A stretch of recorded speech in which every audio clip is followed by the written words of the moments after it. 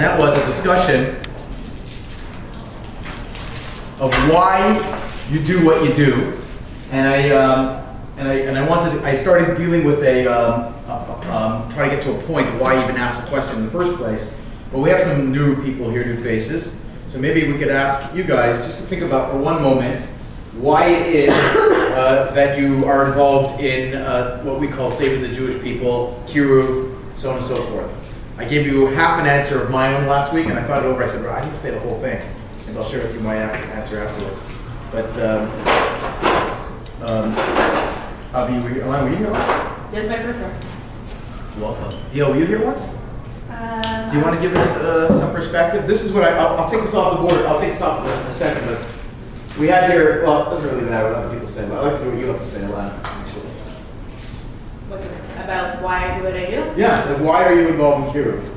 It allows me to spend 100% of my time in a meaningful way. Versus being married to your husband and having children. It's kind of perfect. Okay, I am completely an idiot, but how does this work? Oh, there it is. Technology. No, because the markers don't have that. And action? Oh shoot, I was doing this. I'm so glad I didn't record that. Can we not record this? Would you prefer not to record it? So other people, I guess, watch this, right? There's people who aren't here that want to. Yeah. But you're the only one with the mic. Isn't That should be national okay also if you say something. I'm the only one being recorded. You cool? I did it When I talk to my chest, I think it's so bad. Okay, fine. Yes, okay, sorry, Lana, go ahead. So, because you want to spend 100% of your time. What the? Words. What is this? Body language tone. This is very good. Sorry, I'm not sorry. Get her done, okay? JFCS is also in business building, by the way. That's why I'm sure that's what that meant. I'm put $100 on it right now. Okay, so Alana. Alana says 100% of my time. Doing something meaningful. And I think I'm good at. It's our obligation. What does that mean? Hold on, wait a minute. One at a time. 1 second. Do you don't believe that if you could have been a nurse, that you could do something 100% of the time doing something meaningful? I like to think I'm better at this than being a nurse. Okay, I'm good at it. I'm good at this. I'm sure you're disappointed to your father because he's the head of emergency. He would like to be, wanted you to be a doctor or a nurse or something like that? No? My father actually gave a speech in Shul about how happy he is to have son-in-laws who are rabbis. Wow, that's amazing. It was very. But not daughters that are residents. He has a daughter-in-law. He has a daughter-in-law who's in medical school, so she's saving power. Okay, daughter-in-law. Okay, that's actually pretty amazing. That's a big supposed for your parents. That's beautiful. But you're good at it, no doubt. It's something meaningful. But Kiruv itself, I mean, that's the one thing that you believe is the greatest thing you can do. That's why you do it. You're good at it. But it's not necessarily the only thing you can do that's meaningful in your life. That's probably true. Did you answer this last time? You're up there? DL, did you answer this? You were next. DL, let's hear DL, yeah? Because I'm passionate about it. You're passionate. Passionate what, about what? About, let's say, building the Jewish future and making a difference. Making a difference. A Jewish difference, we'll call it. Okay? Making here look so selfish. Well, I run out, everything is beneficial. Toby, let's hear you. Let me hear it, Toby. What do you have to say? It's our obligation. It's a commandment from God that we have to take care of all our brothers and sisters. Obligation. Period. What obligations out there? And this is one of them. What's like a mitzvah patur in a mitzvah? Let's say, for instance, you have children, God willing, you don't have to do necessarily Kiruv, but let's say you're involved in a different It's our mitzvah. obligation. But there's a different mitzvah. It's a big mitzvah patur in a mitzvah. You can We're be obligated to all of this. No, I guess what I'm trying to say is that there's nothing wrong with what you're saying, God forbid, and nothing wrong with anybody's saying. I'm just trying to get to the why. There's an obligation, but there's a lot of obligations out there. Why this obligation is the question. We're responsible for everyone. Yeah, so be a doctor, be a lawyer, How we are as donate food to food banks 24/7.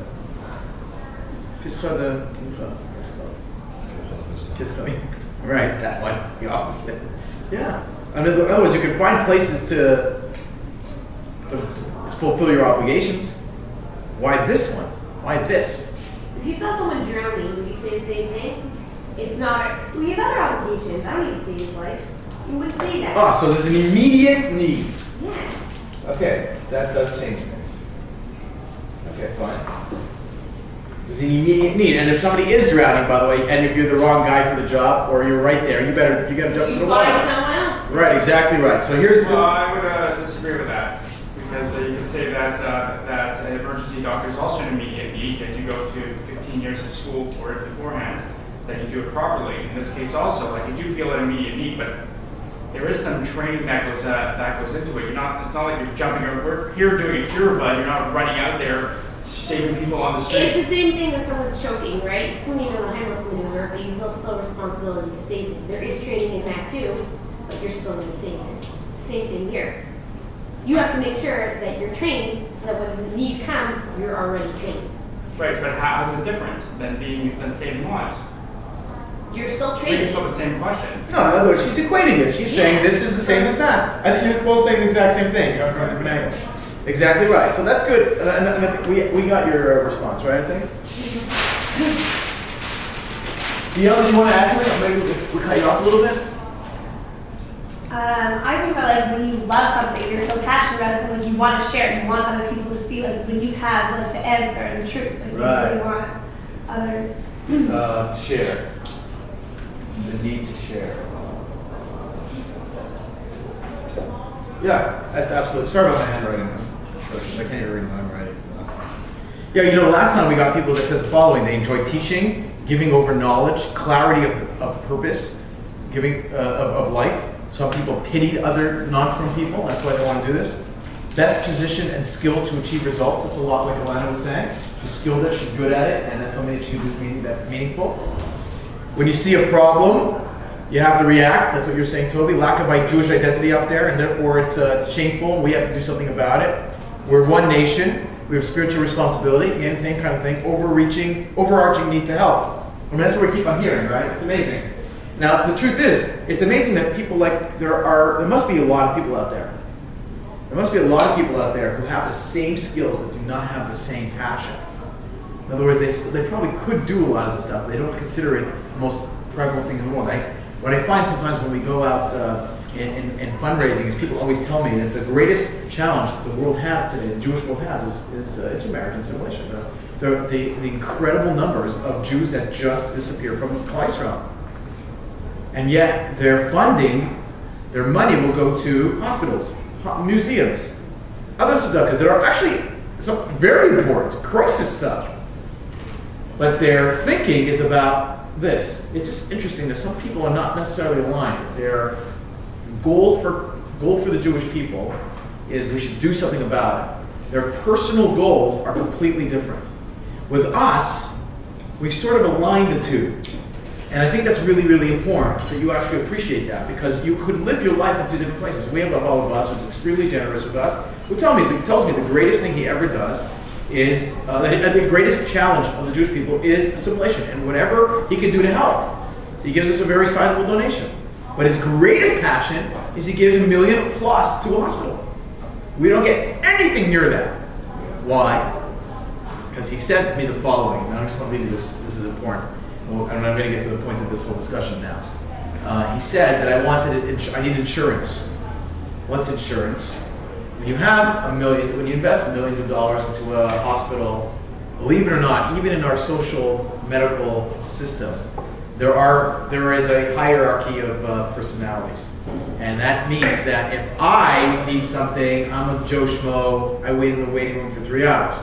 You donate a kidney machine to a dialysis machine, something like that, whatever it is, to a hospital, you're $1 million donor, you're on the board, you get a card. The card has a 24-hour, 7-day-a-week phone number. If you call that number, you get preferential treatment here in Canada. And if chas v'shalom, you need something, family members need something, whatever it is, you get into the waiting room, you bypass everybody else, and you're taken care of. So essentially he's buying himself A1 from the hospital. Correct. Which is amazing. But that's not for now, and I will never say who this person is. But the point is like this. I said to him, why is it that you look for insurance when it comes to your physical needs? I'm telling you that NCSY is insurance for your spiritual needs. You donate to NCSY. You are taking out an insurance policy on Klal Yisrael. But he couldn't wrap his head around that. It's not the same thing. It's insurance for the World Cup. For him, certainly. Yeah. We talked about that too. Yes. It is insurance for the World Cup, but he does a lot of stuff to say that this is more than the other. I don't know. But I could only, I'm trying to align his passions, where his brain and his money or his desire is to make a difference. Here in our group, that's exactly true. What we have a desire is to be passionate, to help, to be obligated. We have an immediate need. We want to do it well. We want to give people clarity of purpose. That's all true. But here's the challenge with all of that. The challenge with all of that is that it's really highfalutin language. It's very, very broad. Because it's true, we want to do all these things, and they're very, very important. But how do you actually materialize? How do you make a conversation about, I'm really good at it, to helping a kid or a Jew find their way navigate through the waters of Torah and find their way through to a Jewish life? How do you do that? Because what happens is I just came back from a beautiful trip to Washington, and I already saw, and I was very impressed, that as soon as you guys got back and you slept a little bit or you ate a little bit and you got away from the kids for a few moments, your brain started to reframe itself, and you said, okay, let's have a follow-up meeting. I think that was your email right away. That was awesome. But let's say you didn't have to do that because all you felt was that you took the kids to Washington, 40-something kids go to Washington, you come back, and that's what you did. You gave them something meaningful, there was immediate need, you filled the bus with Jews, and you felt very good about it. Most of us would feel it. That would be, in most organizations, by the way, very often, that is the end result. The end result is that we were able to get a quality program, and put a lot of kids in us, and that's the end of it. We feel good about ourselves. We did it all right. So what I want to talk about today, that was just all this is introduction. What I want to talk about today is how do you reframe your mind to appreciate the fact that if you have 25 kids on that bus, then really not everybody's going to be a home run, so to speak, religiously. Not everyone's going to go the distance. How do you go from quantity to quality? Because that's one of the greatest Achilles heels of the Jewish world, the Kiruv world, and it is for sure the Achilles heel, the challenge of our organization, is how do you go from quantity to quality? Let me just clarify, make the question very clear. We take 50 kids, and we're going to try to carve all of them, of course. But we tend to be overwhelmed by the other 50 kids that were on another trip with us before. And then we have our other responsibilities, JSU, Torah High, Earn and Learn, Live to Give, Impact, regular Shabbaton stuff, chat stuff, whatever we're doing, we're totally overwhelmed. Some people are not only advisors for one city or one region. How do you balance that? You go on a bus with 50 kids from here, and then you go on a bus with 50 kids from a different city, and you go to Shabbatons over there in that city, you come back to the city. How do you figure out the quality? How do you figure that out? That's what we're going to try to discuss today. Adina. I think it's kind of impossible. Like you have to pick as much as you can do in terms of quality. You can do a lot in terms of quantity, but kind of pick, like the way I see this, I can look at all, whoever you had, you're able to make a connection with and say, where do you think I'm going to make the most difference? And then just focus everything on that girl or that person. And if you can do more than that, that's good, but I'm just focusing on one. Okay. I disagree. I think if you set goals for yourself and create a setup, then it's sort of like, and you work really hard to reach your goals, then like you'll get somewhere. You'll achieve what you want to. Well, give me an example of what a goal would be for someone. A goal is like you sit down and you decide which kids that you're gonna work with and where you see them. So far you're saying the same thing as Adina. And then what? But I think it is possible to do more than one. No, I said more than one. Not like 50 girls like at one time. I think to create Oh, I what's don't know. that? I mean, I can't do 50. I can't focus my abilities to 50 girls. Maybe other people could. Or you could focus. Like I mean, like having a real relationship with them. Right. Like besides for anything Jewish, like just a relationship with them. It's not to the 50 people, but you're saying the relationship is based on the growth of that kid. You have a list, XYZ, bunch of kids, and you say, I'm going to put this kid, by the end of the year, semester, trip, does X. And your goal is to get them to that thing. Adita's saying that that might work, but the goal is to really have the relationship with the kid versus your relationship with the kid. By the way, I'm not making any comment whether this I agree or not. But the relationship you're defining is based on the thing that the kid will do.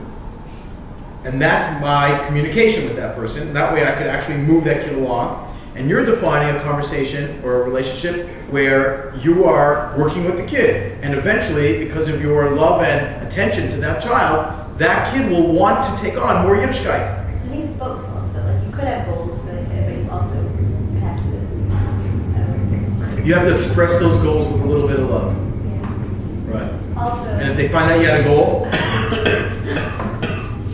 complicated. Yeah, it's really complicated. Let's get back to this. This is a huge, huge issue. It's worth talking about it. Toby, you want to say something? No, I think they should create a domino effect. And if you have an impact on all of them, or you have an impact on one person, and they have an impact on each other.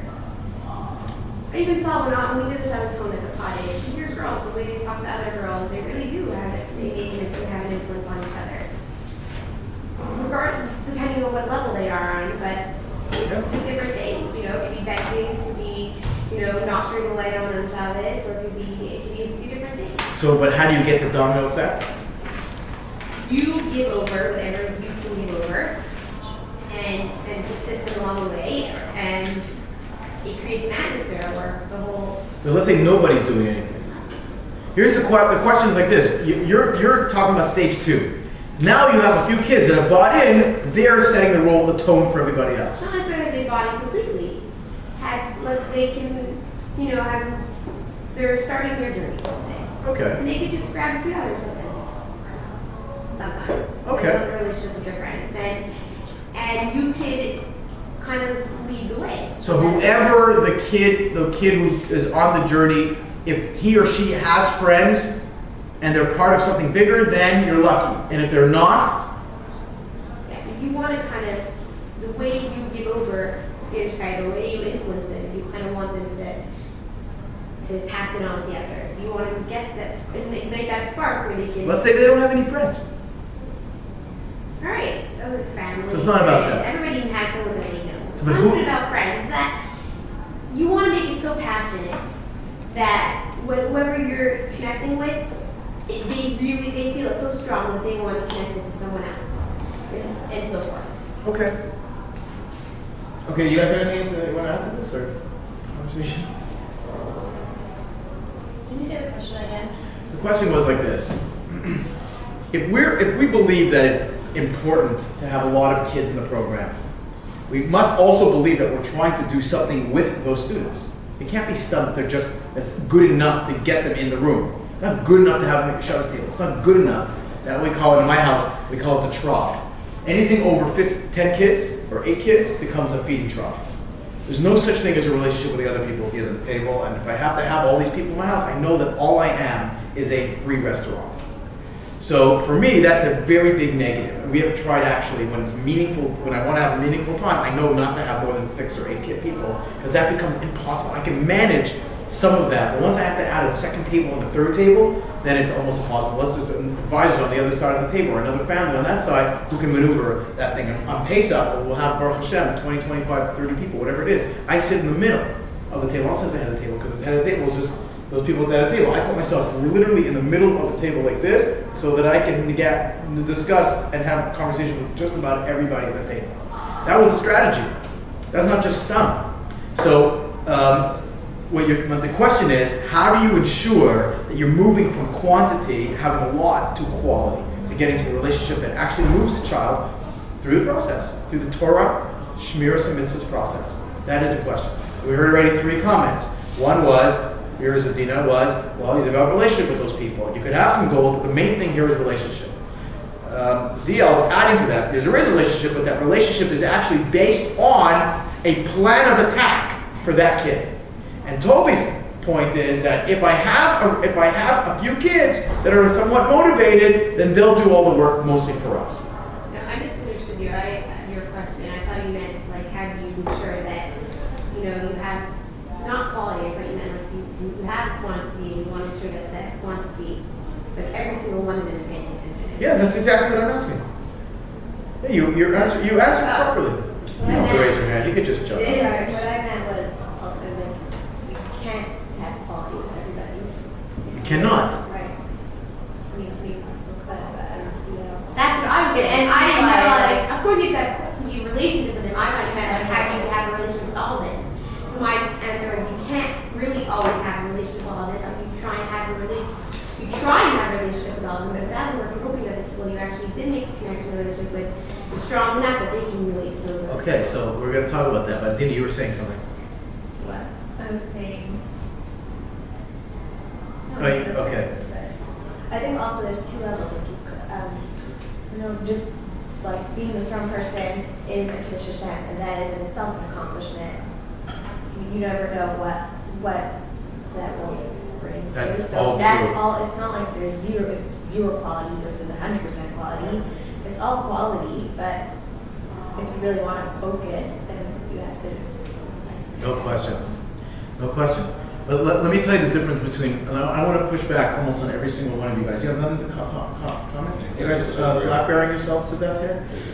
I think that's what's so great about NCSY. I think that we have the ability to create these mega programs and that we bring advisors, other staff whose jobs are focused specifically on those kids to take certain kids to the next level, while we also focus on just creating a bigger event that offers some kids just a positive Jewish experience, and then we weed out from that group all the other kids and pass them on to the right advisors with relationships with the right staff with those kids. Yeah, but that's what, in theory, that's what NCSY should be doing. I think it's some level. Then what you're really saying is that the staff, We don't or the necessarily go after most professional full-time people are handing off the most precious of the equation to part-time people when they have some time. No. You just said you hand them off to advisors. We hand them off to the right advisor who's able to make the time for the advisor. This is just the because point. just because you have a great advisor, but if they can't make time for their kids, then that's just hand them off. Okay, but what happens is, in generally NCSY, we have to be really brutally honest. That's what these things are about. I agree. That it's not true. We don't do this properly. We're lying to ourselves. No, you're saying two things. You're saying A, we don't do it properly, and B, if we did do it properly, that's not even necessarily the right way to go, because you're handing off your most precious commodity to the person with the least amount of experience. That's exactly right. That's what I wouldn't say that. I wouldn't say that. I think it's just the Right. opposite. I think that for a lot of many times the staff in NCSY are very focused on the bigger picture, and we don't necessarily have the time to give to the best kids. It's So better what's to more take an important? advisor. It's What's best to more take an important? advisor. now you're inside my head. This is the point. It's best to take an advisor who's passionate, who can make time for two kids, instead of me taking on two kids and saying, okay, yeah, these are great kids, I'd love to have them in my circle, and I'd love to have them on my Shabbos, So that's the big question. answer. Quality versus quantity. I don't think that when we make a decision to hand a kid off to Adina or to Toby, right?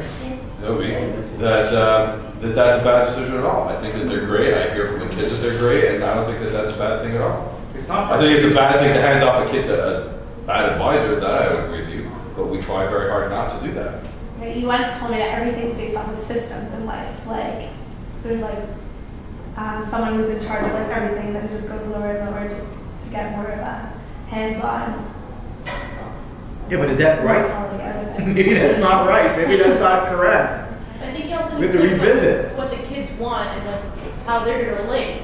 Because sometimes, like, I've ran trips before, and there was a rabbi who was running the trip, and I was one of them running. And they wouldn't go to the rabbi that represented certain things. They felt more comfortable coming to me. So having the advisors is not necessarily a bad thing. You have good advisors. You're putting out more people that they feel more connected to. Right. So you have to build a relationship knowing what they need and what they want. And this, like, giving them quality time all the time is not necessarily what they want. No question. So you can focus on a lot of kids, giving them each specifically what they want. Thank you. Phase one, would you all agree in the following? That the truth is, all we really want to say is that we want to get as many kids on the bus, so to speak, as possible. And then once we have them on the bus, we have to actually then recognize that it's not good enough to just have them on the bus. And that's why I was making your point. I want to back up. Depending on what we're doing, I don't think it's necessarily the best idea to get as many kids as possible with us. Okay, but let's say we're not. That's a unique. Maybe there's a unique moment there. But let's say, for instance, in New our York Shabbaton? yeah, the goal is to have as many kids to go on New York Shabbaton. I would say the most TJJ is probably the most amount of kids possible. Packing the bus to Washington. If we had picked another group, another 50 kids in Washington, it would have killed us. Maybe a different week. In other words, the point is getting as many kids on our programs will make our organization and the kids that we're trying to service better. And that's the ultimate goal, is to get them on the bus. But my point is that I want to make sure that even though we agree with that that's not the end goal. You see, when I met with another organization in this building, whose end goal is to get people on the bus. It doesn't matter what happens once they get there. It doesn't matter what the convention looks like. It doesn't matter who's interacting. They don't have to bring any staff. I think that was Wilson's philosophy until very recently. Like the cure times cure. That what? That the end goal was a summer program. No. They just felt that it's a number of things. The most you can do. Yeah, but their end goal, for the most part, when you meet a kid, the goal is to get It was them a to a summer metric. program. It was a metric. Yeah. Well, that was by then. It was business. If you sell enough widgets, you're gonna be able to buy more widgets. And if you buy more widgets, you'll be able to sell Their more end widgets. goal, one of their big end goals was a summer program. It's not something like. Yeah, okay, fine, but let's not get distracted. The point here is that we do believe as a mahalach that the more kids that participate, the better. That is true. 3 kids at a mishmar is not as good as 30 kids at a mishmar. That is true. But there is a point, and that's what I'm trying to get to. There is a point where the leader of that mishmar, the leader of the Live to Give, the leader of the TJJ, the bus captain, the leader of the Shabbaton, loses the connection, the relationship connection. And once you lose that connection, if it's not as intimate, you're going to lose out on some capacity. So you have to develop a system, which is what you're saying. What we've started to do, what you guys do really well, is you have these levels discussion. The levels discussion changes the philosophy a little bit. And in other words, instead of just being get as many kids on the bus as possible, it's get as many kids on the bus as possible. And even if the advisors are going to do all the follow-up, if the professional staff knows where that kid is going, if there's a track or there was a path, a religious path for each of those kids, we've done something really good. I don't think a lot of organizations do that. I think that was a really good idea. I think you probably brought that up many, many years ago. That's a great move. Whatever it was. I even like the name. But the point... like the name. Yeah, you guys are not so good with names. But It's not even an acronym. it's not even right levels meaning. But that's an important component. And if we, I think the mistake that we do here is that we don't put enough attention to that. And I like what Adil said personally, is that what it would be wrong, and I want to put this out as a question, of writing that down. Let's say Chaim Yankel he should put on tefillin by the end of the year.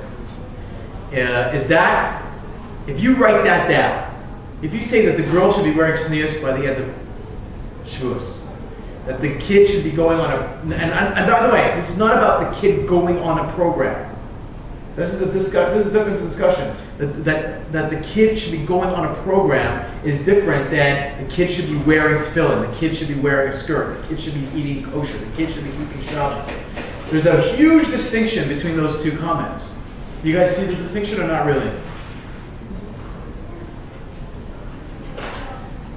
Are you guys going to experiment with that today? Experiment.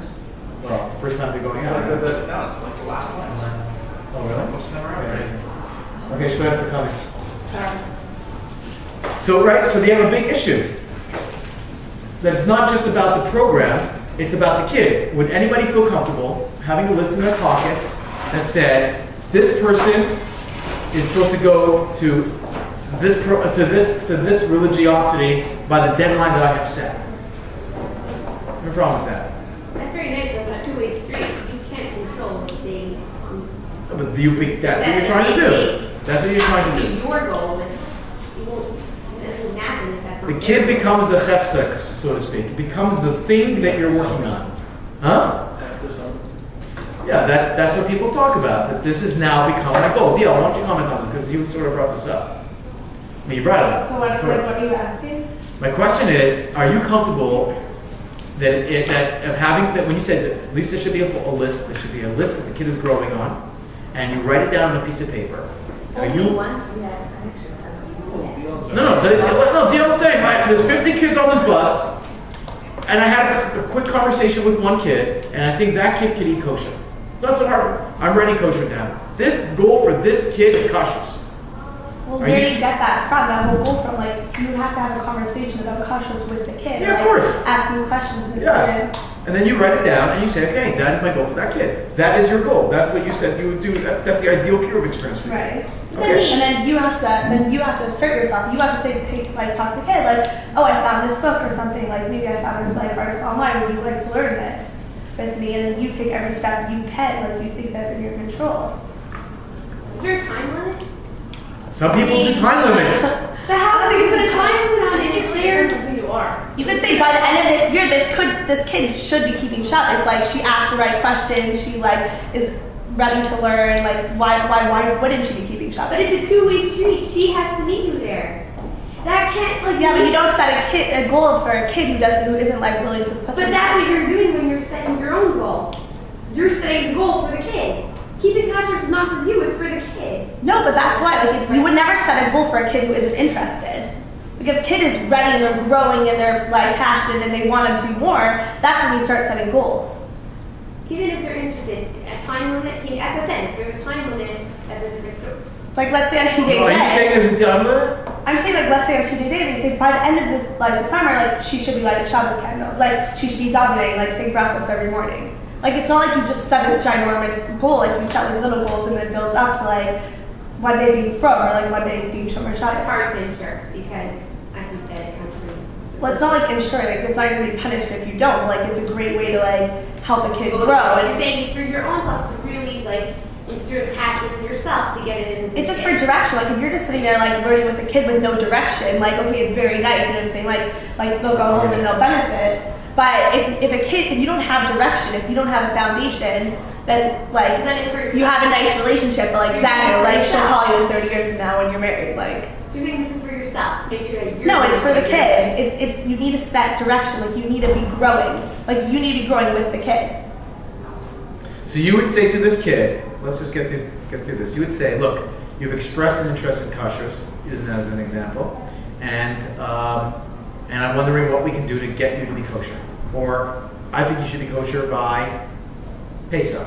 Or Really, you I mean, should- how do you go about that? So I'll tell you, on Shabbos, a girl told me, she's like, you know what, like, I'm really interested in Shabbos. Now, like, I had a beautiful Friday night dinner with the host.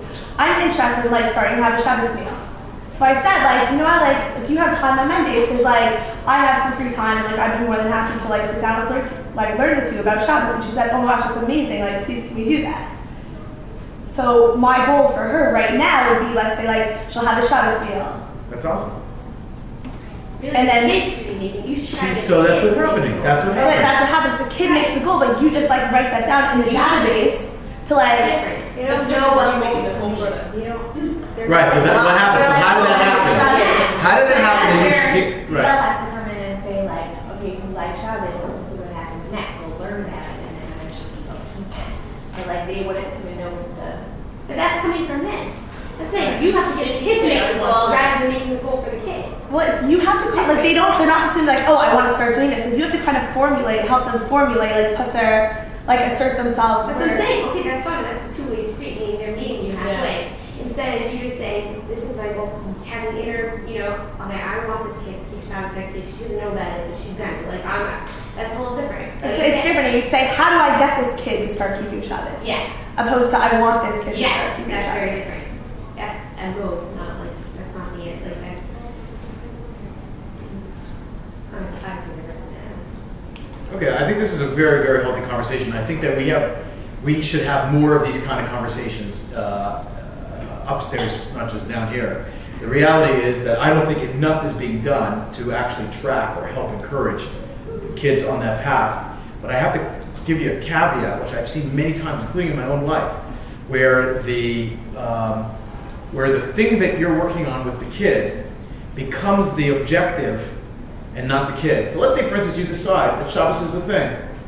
And after like working on this kid for 3 months, 4 months, a year and a half, the kid says, I really don't want to keep Shabbos. Now, what happens very, very often is that there's a huge letdown in the Kiruv, in that relationship, and the kid feels like they let you down. And you react to them like they let down. By the way, in the old days in NCSY, I remember this, if you didn't go to yeshiva after grade 12, staff stopped talking to you because you were just not, you didn't make it.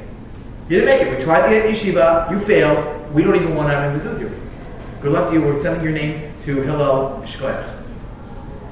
That is and I see kids today, by the way, who are on the streets, part of the community, married, whatever, I run into them all the time, who I remember having, that they got so burnt out from that relationship, that we had created the relationship and then we stopped it because they did not accomplish what they were supposed to accomplish. And Shabbat tells us at the end of the year, it used to be much better. Now we don't do it that much because there's not many kids going to yeshiva anymore, like it used to be. But the whole award ceremony was about the kid who went to yeshiva. And if you didn't get, you got a wimpy award if you didn't get to go to yeshiva. You got like this crazy speech for like a half hour if you went to yeshiva.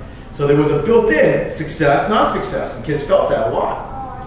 Over the years, what I have found is that it's okay to have goals for the person, but maybe there should be like 3 or 4 goals for the person versus just the one. Because what happens is, let's say that goal doesn't manifest itself. Maybe it doesn't happen. Instead of saying this is what you're supposed to be like, maybe you're supposed to actually be engaged in Jewish life. Maybe you're supposed to actually love learning Torah. Maybe you're supposed to love a different mitzvah, and you'll hook onto that other mitzvah that will bring you the distance. Because what happens is when you focus on the one particular mitzvah and it doesn't materialize, very often, A, the person is a letdown to themselves, and they might let you down, and the relationship gets sacrificed. And that's a big mistake. I think that it's important that, like, as an advisor, as a staff member, that like, everybody has the overall goal of like instilling in kids a love for Judaism and a love for like passion for Judaism. I think that's an overall goal that every single staff member and every single advisor should have. I agree. The problem with that is it's so up there that you will meet these women here behind you who have and instilled a passion for Judaism. This building exemplifies passion for Judaism, care for the Jewish people, and have no clue what it is to perpetuate Am Yisrael. They have no idea. Why is that? Because it's not enough to just feel passion. It's not enough about that. It's about tachlis, about doing mitzvahs, about connecting yourself with Torah. It's about living Torah. Yeah. They don't have that here. They don't really have this. So I was washing my hand. I bought a new washing cup. You probably didn't notice it, but I bought a new washing cup for our kitchen upstairs because I didn't like when we came here. There was a green washing cup, and it wasn't Commodic, you know. Somebody else must have left it for whatever. And people they put their spoons in it, they put their soap inside it. It's not treated like a washing cup. So I bought a washing cup. That's my wife buying a washing cup. So I put you'll notice a purple thing upstairs. So I bought a washing cup. And huh? I don't need carbs during the week. Okay, I have to eat every day. Wow, thank God. So I bought a washing cup. So I'm washing my hands, just about to have a sandwich. And one of the women who works upstairs looks at me. And she says, what is that, a flower pot? Okay. That was not you working in the yard, guys. No. A Jewish woman. And I said, no, actually, I'm about to wash my hands. I'm about to have a sandwich. And there's a Jewish ritual to wash your hands for both cleanliness and for spiritual reasons. I said, have you ever heard of that? She said, no, I've never heard of that. And I know for sure she's heard of that. Because most people celebrate Pesach. And most people know that before you eat the first matzah, at least twice, you wash your hands for a vegetable, which you don't make a bracha, and you're going to wash your hands for the matzah. You know for sure it's not good.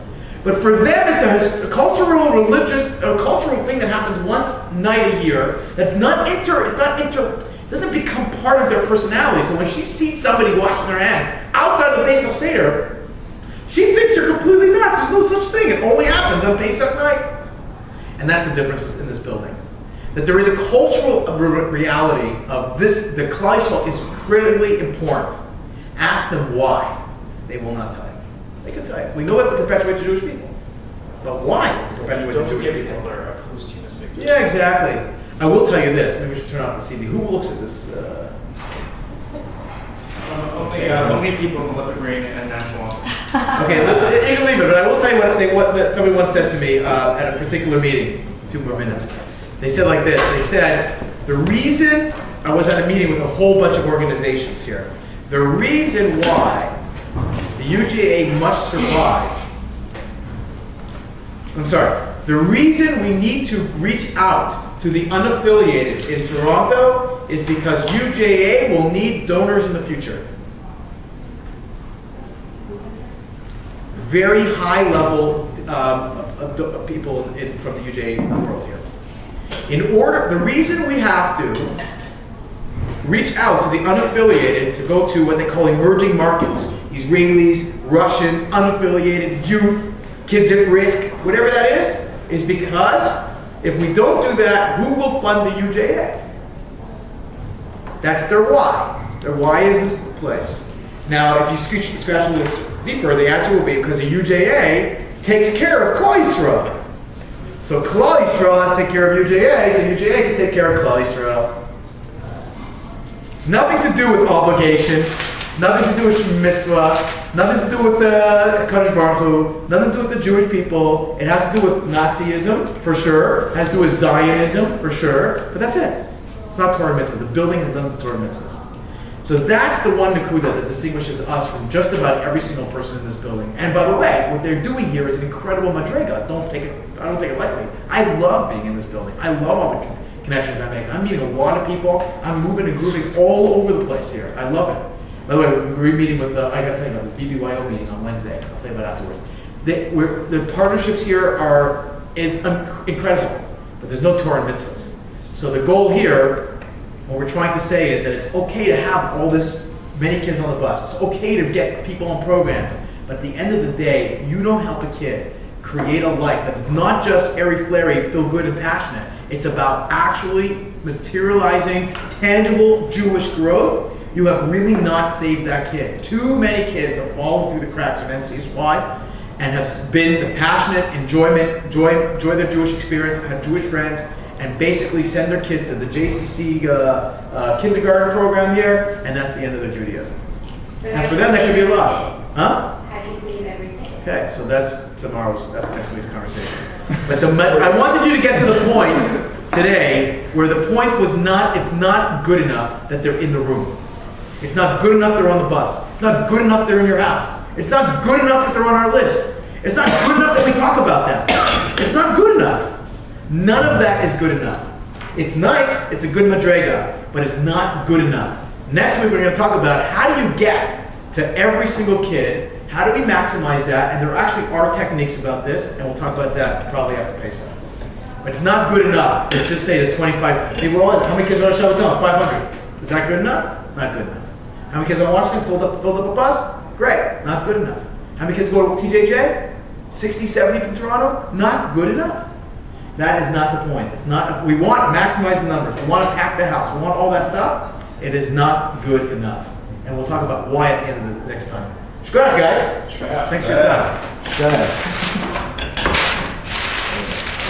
I can tell the NCS they forgot their chart.